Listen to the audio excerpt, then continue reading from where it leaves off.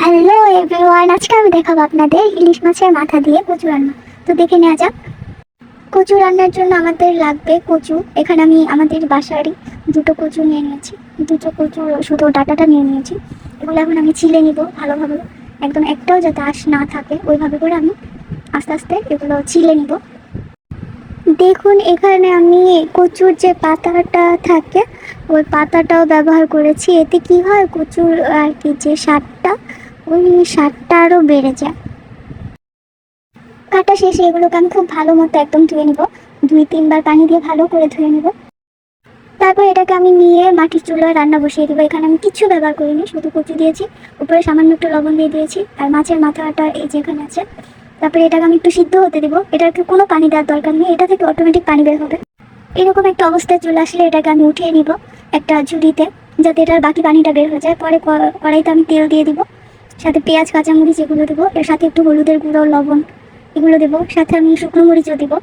এতে করে এই শুকনো মরিচের একটা ঘ্রাণ আসে, মনে করে সবাই দিয়ে নেবে। এখন হলুদের গুঁড়ো দিয়ে একটু পানি দিয়ে কষিয়ে নেব। দেখুন আমি যেভাবে যেভাবে দিচ্ছি ওইভাবে দিলে খুবই ভালো হবে। এখন কষানোর একটু পানি দিয়ে কষিয়ে নেওয়ার পরে আমি এখন মাছের মাথা দুটো দিয়ে দেবো, দিয়ে একটু নেড়ে আবার একটু কষিয়ে 2-1 মিনিটের মতো পানি দিয়ে দেবো আমি। এইভাবে যদি ইলিশ মাছের মাথা দিয়ে কচু রান্না হয় তাহলে এটা দিয়ে পুরোটা ভাত খাওয়া সম্ভব।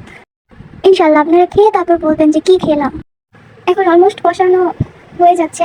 তারপর আমি এখানে কচুর যে ঝুড়িতে উঠিয়ে রেখেছিলাম আমি যে কচুগুলো, ওগুলোকে একটু চেপে চেপে তার অবশিষ্ট পানিগুলো ঝরিয়ে নিব, যাতে করে কচুর কোনো পানি ভিতরে না থাকে। তারপর এখানে আমি এই কষানোর মাছের মাথা কষানোর সাথে কচুগুলো ঢেলে দিব। তারপর মিশিয়ে নিলেই ব্যাস হয়ে গেল কচু দিয়ে মাছের। হ্যাঁ, এখানে আমি একটু লেবু ব্যবহার করেছি, কারণ যদি অনেক সময় কচু গলা ধরে, তো একটু লেবু ব্যবহার করলে আর কখনোই গলা ধরবে না।